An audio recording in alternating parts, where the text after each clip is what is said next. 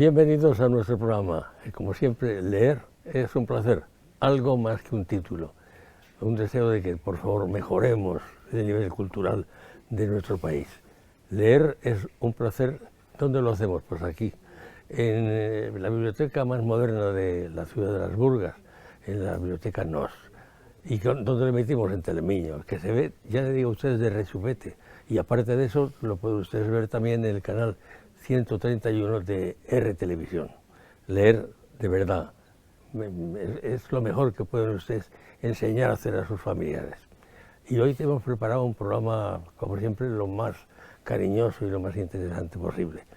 Vean ustedes los libros más vendidos, las novedades, elige nuestro querido montador.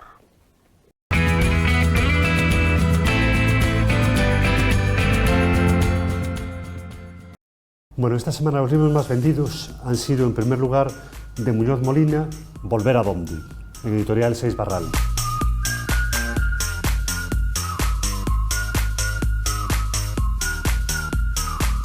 En segundo lugar, en editorial Almuzara, Los hombres de Felipe VI.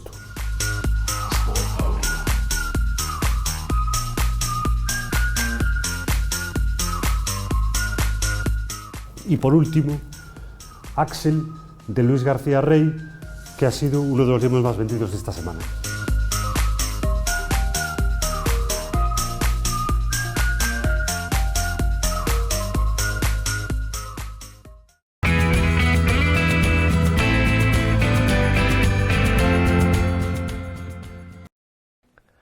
Bueno, voy a hacer una presentación diferente, una presentación dirigida.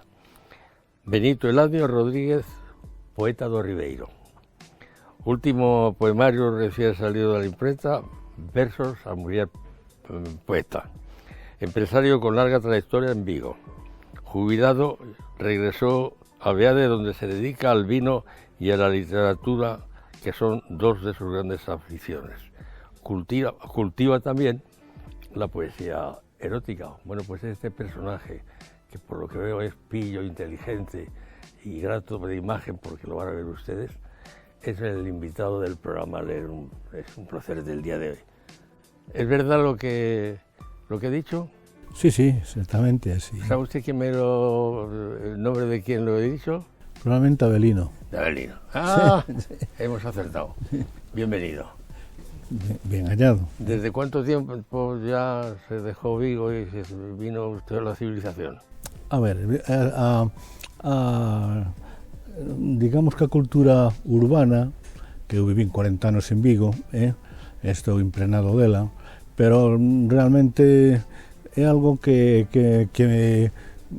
non gosto disso. Chegou un momento na miña vida que non quería vivir nunha cidade, porque por a cidade é unha cousa moi artificiosa, non, que se xuntou a xente durante centos de anos para tela dominada, para tela influenciada, para meterlle na cabeza os escaparates, os dogmas e as ideoloxías. Entonces, eu gosto máis da nosa cultura, que é unha cultura milenaria, que se forxou aquí en Galicia desde fai 10.000 anos, e aquí se creou unha cultura sin par, unha cultura que está constituída por 30.000 entidades de poboación, que está todo perfectamente ordenado, desde as relacións personais, as festas, a religión mesma estaban totalmente estruturadas. E ademais, eu regreso porque teño viñas que herdei de meus pais.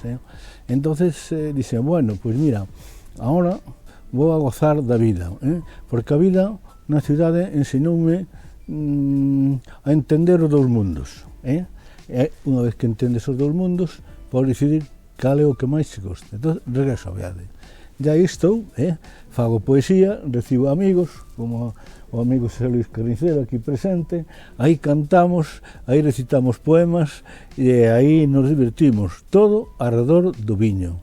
Porque o viño é a vida, o viño é divino, o viño é a sangre de Cristo. Bueno, ya después de lo que ha dicho, que es casi una poesía, no sé si épica, erótica o lírica. Bueno, pues vamos a dejarle una mezcla de todo, que es lo bueno. Yo no hablo galego bien, lo entiendo perfectamente, pero a veces me gustaría saber hablar para en este caso contestarle algo, pero pienso que si lo intento a lo mejor lo voy a hablar mal y ustedes me van a perdonar que no, y nuestro invitado me va a perdonar que no corra el riesgo de hacer el ridículo, porque no hay nada peor que hablar una lengua tan bella como el galego mal. Estamos de acordo? As linguas nunca se falan mal. O intentar falala é comprender a súa alma e as súas xentes. Por tanto, você, eu estaría encantado que o intente. Aunque o fale mal, non pasa nada. Todos aprendemos. Bueno, vamos a ver. Producción de poesía. ¿Cuándo empieza? Cuando estaba en Lugo, en Vigo lo hacía también o todavía no? Sí, bueno, eu teño agora para publicar, pero a miña obra empezou a sair desde que regresei de Vigo, porque tiña aí escrito desde que era xoven, é unha poesía que ten as consonancias naturais, unhas connotacións eróticas, e unha relación con todo o que é a natureza. E aí está escrito.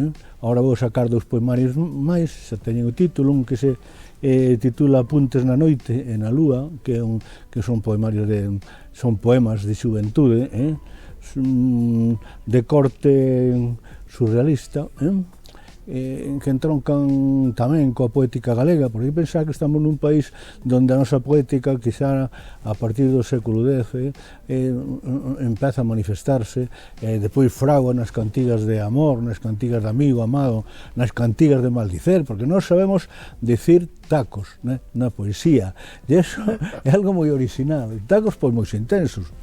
Recórdome un día que íbamos a mandar a unha amiga portuguesa que lle mandaba un poema erótico.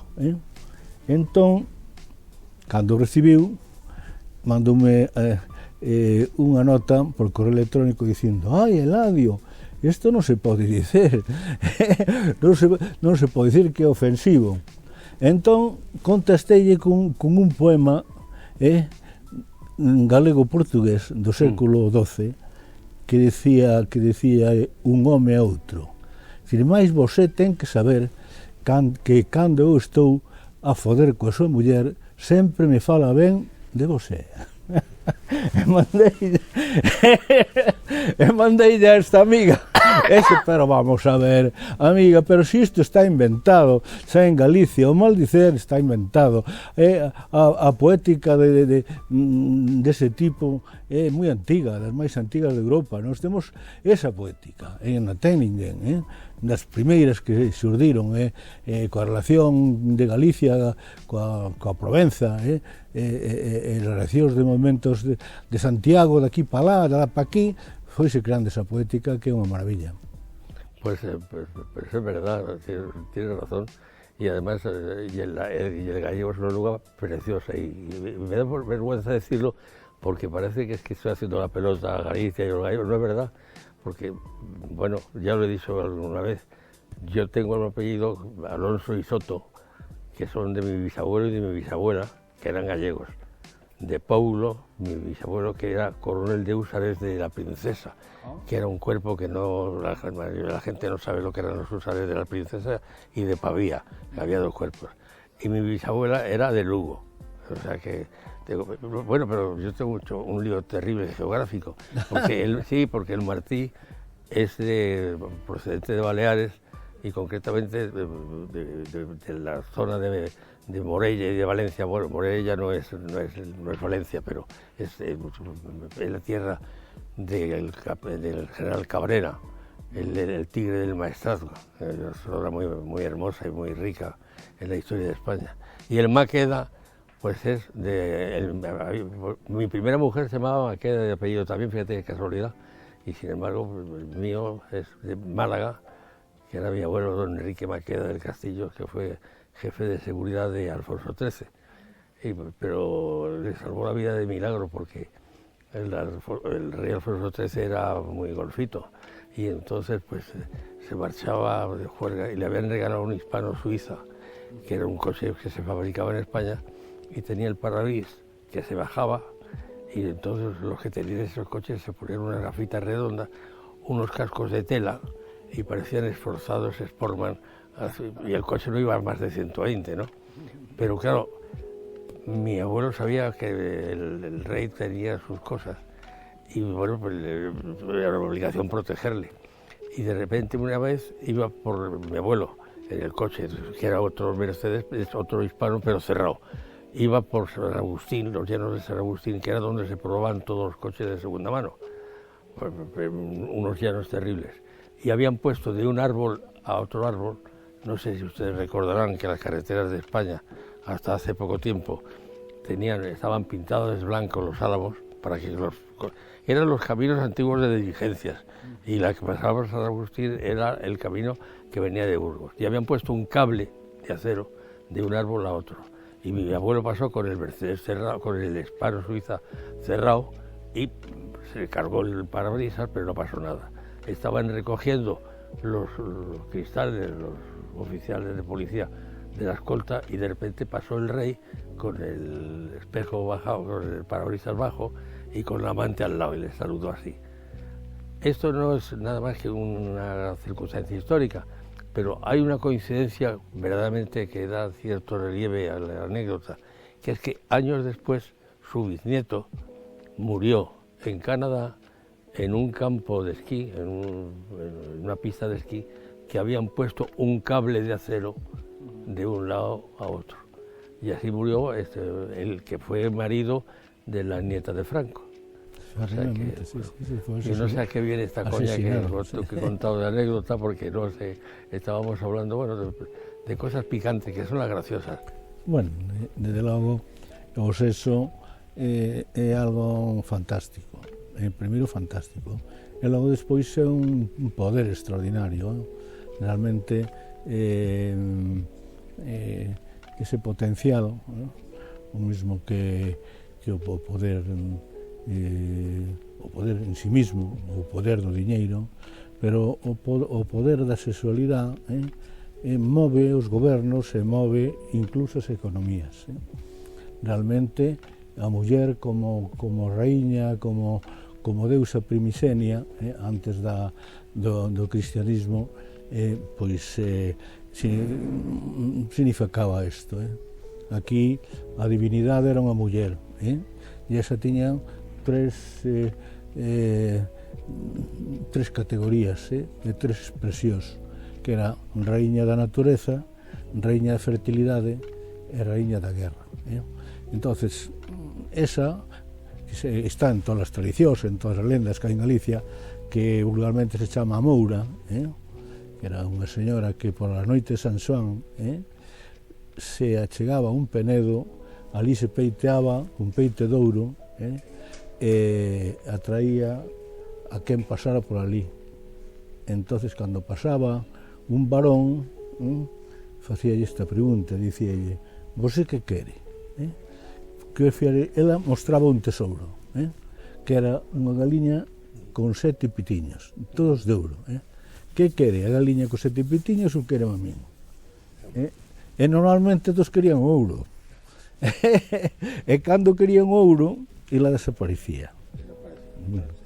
Pero cando chegaba un home que lle dicía que prefería a ela, entonces sometía a unha proba tremenda, porque ela chamaba para que se acercara a darlle un bico, e íbase transformando primeiro en muller bella e correosa, e logo despois en serpe, de tal maneira que o candidato tiña que darlle un bico na lingua bífida da serpe. Se era capaz de darlle ese bico, entonces ela casaba con él, era o rei, o príncipe da súa terra, e cando morría, pois acompañaba a outro mundo, que outro mundo daquela estaba baixo o chan, ali, entonces nunha mámoa metío, ali lle poñía o ajuar de guerreiro, poñíalle un regalo pa Moura, que era un peite de ouro e un espello. Aparece en todos os ajuares que aparecían nas mamos daquel tempo. Bueno, quero dicir que o erotismo é un poder extraordinario, pero non só nos humanos, nos mamíferos, na natureza. Agora estamos nunha explosión estes días, e está empezando de erotismo da natureza. Ourense, toda Galicia se enche de nubes de polen. O polen non é máis que o semen, claro, que fertiliza el gineceo das plantas, os estembros do gineceo da planta. E aí hai un orgasmo total, onde toda a natureza vibra. Ese é o poder, o poder de Eros, ese é o poder de continuidade da vida, ni máis ni menos.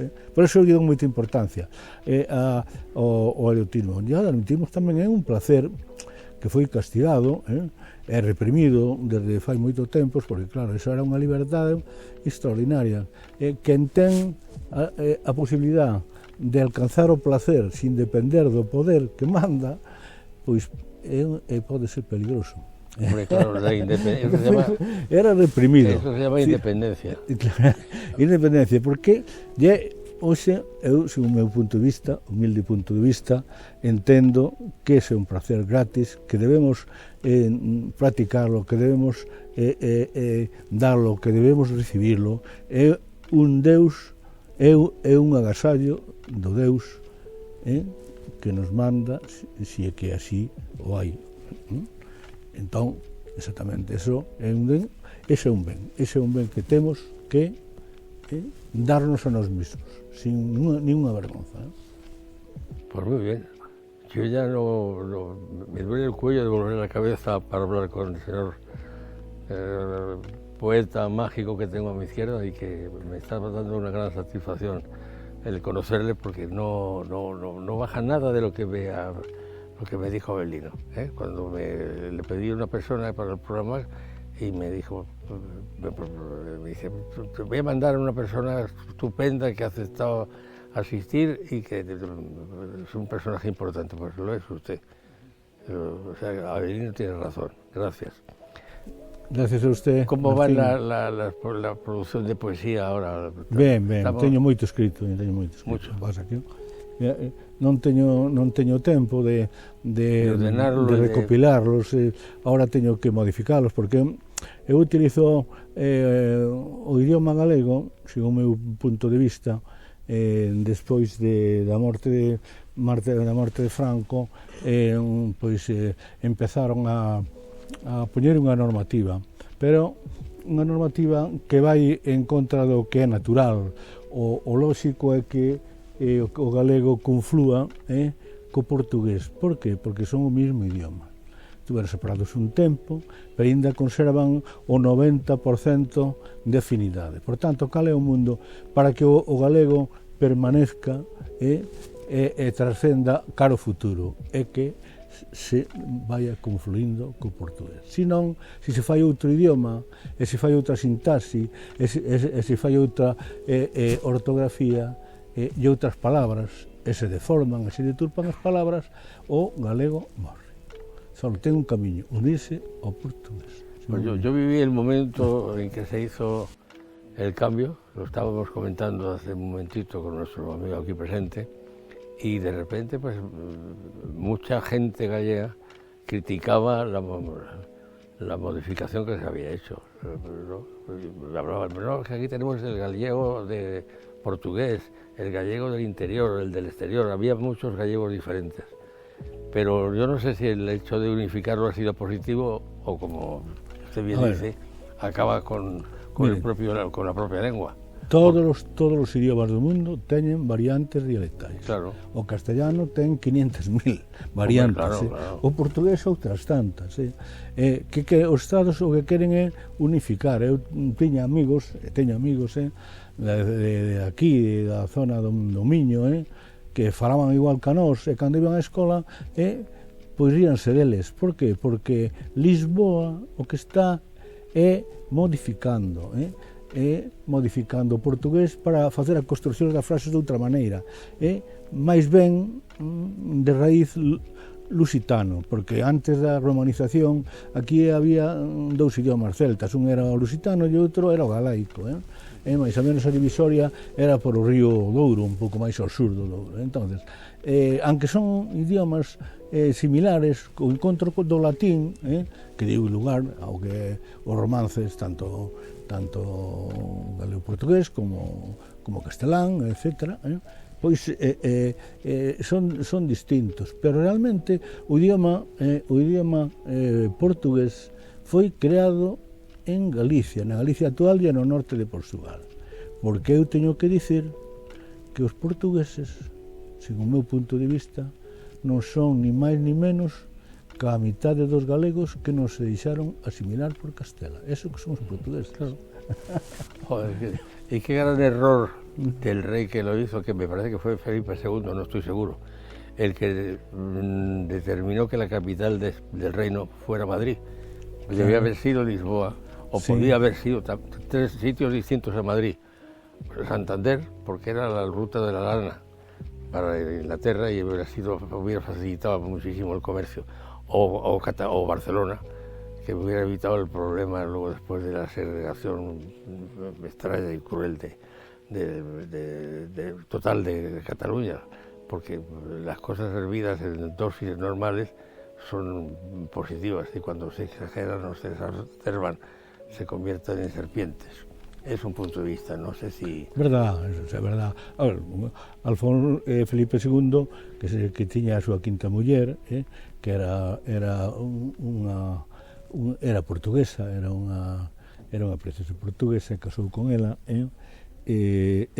quiso pôr en Lisboa o goberno, pero o problema que pasou é que levaba ali os nobles casteláns, pero non eran aceptados por os nobles portugueses, porque o que querían era impor o seu idioma. Entonces aí montouse, foron 60 anos, 1580 e 1640 que estuveron unidos, cando se decía que no Imperio Español non se ponía o sol. Imperio Español portugués, o portugués español, non se poñía o sol. Entón, eso nunca foi posible, porque hai unha contraposición moi grande. Eso contesta a gran pregunta que se hai que facer, que dice, que hai que facerse nesta península. Por que existe Portugal? Esa é a gran pregunta que hai que facer. Portugal existe porque é unha cultura distinta da Mediterránea, é unha cultura atlántica. Esa cultura atlántica é, unha vez que se quiso colonizar e unificar toda a península, non foi posible, porque os galego-portugueses só puxeron coas armas e se independizaron e foron por todo o mundo e descubriron canto sitio había, toda Oceanía, toda a costa africana. Estoy tan de acuerdo que no me he dado cuenta que me pasa de tiempo. Bienvenido, muchas gracias. Y encantado. A Benito, no me levanto porque soy muy viejo y me cuesta trabajo levantarme. Pero siéntate, cortemos. Está convidado a miña adega un día ali será un placer. A beber un pouco de viña, se queren emborracharse tamén pode. No, porque non habría ningún problema. El camino de la borrachera es grato, pero el regreso ya no estoy yo para esos trotes. Señoras, señores, con esto terminamos el programa. Gracias y le es un placer volver no sé si tan válido, tan cálido, tan cariñoso como ha sido en este día de hoy, pero lo intentaremos por lo menos.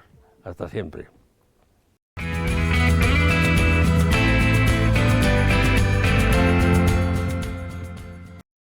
Bueno, pues esta semana las novedades han sido, en primer lugar, de Fernando Aramburu, Hijos de la Fábula.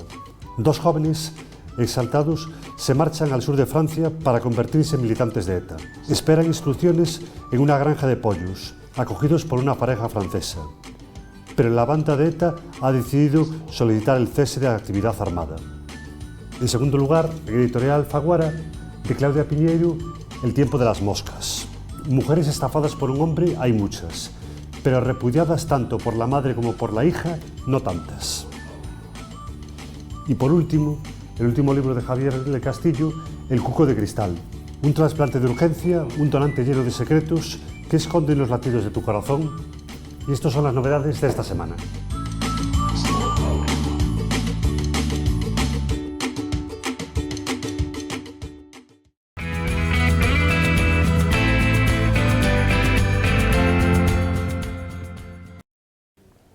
Ha llegado el momento de conocer exactamente cuál es la recomendación que nos hacen desde nuestra biblioteca siempre fiel, cátedra. Esta es la recomendación para los mayores, para los jóvenes y para los niños. Adelante, José Manuel.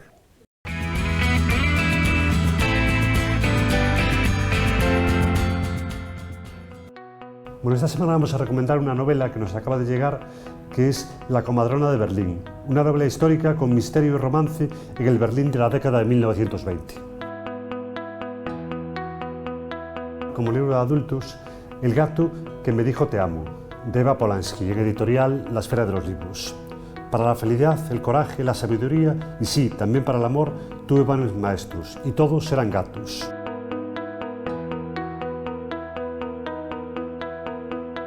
Para niños de 7 a 11 años, este librito que es Sé tú mismo. ¿Por qué ser como eres? Aceptar las emociones y mostrarlas aunque seas diferente, reconocer tus mejores cualidades y brillar con tu personalidad. Y es el libro que recomendamos esta semana.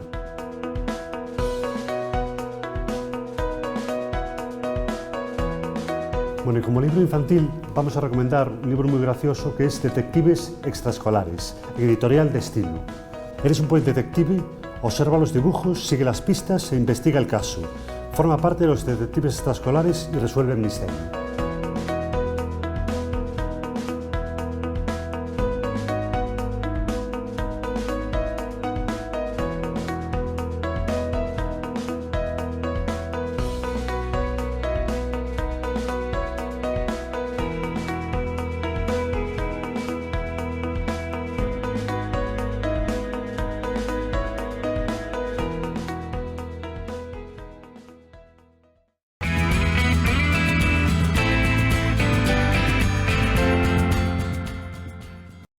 Les recuerdo a ustedes que el programa lo producimos aquí en la Biblioteca Norte de la ciudad de Las Burgas, que lo emitimos por nuestro canal que cada vez se ve mejor. Enhorabuena a los técnicos. Y como no, también a través del canal 131 de R Televisión. Gracias por la atención que nos prestan. Y recuerden que sí, que el leer es un placer. Y que no es una frase hecha, no es un eslogan. Es un deseo de que el país sea mejor. Si hay más lectores, España será más culta. Si somos más cultos, pues impediremos que los choricillos que abundan en el lontananza y en la cercanía, pues nos exploten. Gracias por su atención y recuerden, leer es un placer.